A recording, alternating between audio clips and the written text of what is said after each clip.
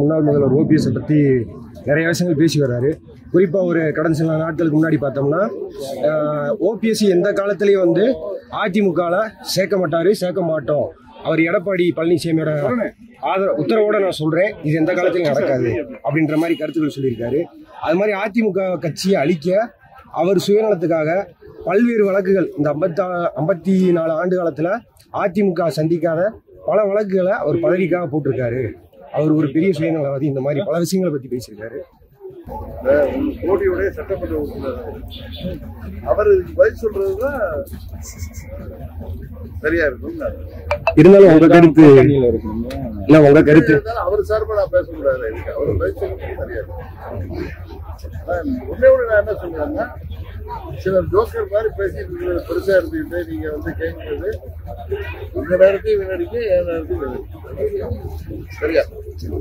இப்ப பிஜேபியோட வெற்றி வாய்ப்புலாம் எப்படி சார் மற்ற மாநிலங்கள இருக்கும் அப்படின்றது? மீண்டும் 3வது முறை மோடி அவர்கள் மிகப்பெரிய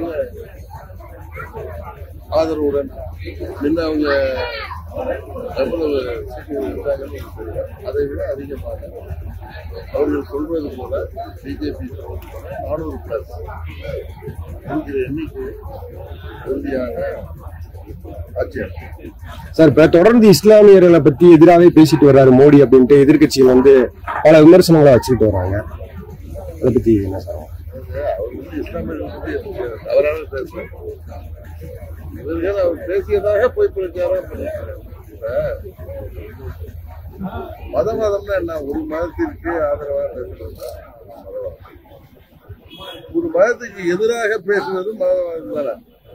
இப்ப இவர்கள்லாம் மக்களை, சிறுபான்மை மக்களை ஏமாற்றுவதற்காக ஸ்டாலின் உட்பட அந்த இந்தி கூட்டணியை சேர்ந்தவர்கள் ஏதோ இவர்கள் தான் சிறுபான்மை மக்களின் காவலர்கள் போல காட்டிக்கொண்டு வாக்குகளை பெற வேண்டும் என்பதற்காக பாஜகவை, திரு மோடி அவர்களை, குறிப்பாக பாரத பிரதமர் மோடி அவர்களை ஏதோ சிறுபான்மையினரின் எதிரியாக, குறிப்பாக இஸ்லாமிய எதிரியாக இவர்கள் தான் வரைந்து கொண்டு கட்டிக்கொண்டு போய் பிரச்சாரம் செய்கிறார்கள்.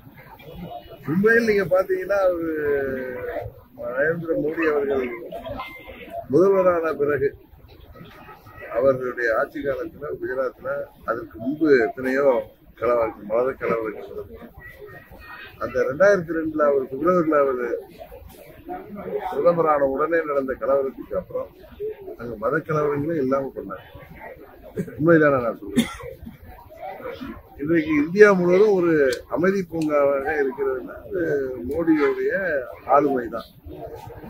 இவர்கள் ஏதாவது சொல்லி மக்களை குழப்பி, குறிப்பாக சிறுபான்மை மக்களை குழப்பி வாக்குகளை பெற வேண்டும் என்பதற்கு திமுக உட்பட எதிர்கட்சிகள் செய்கிற பொய் பிரச்சாரம் தான் இது.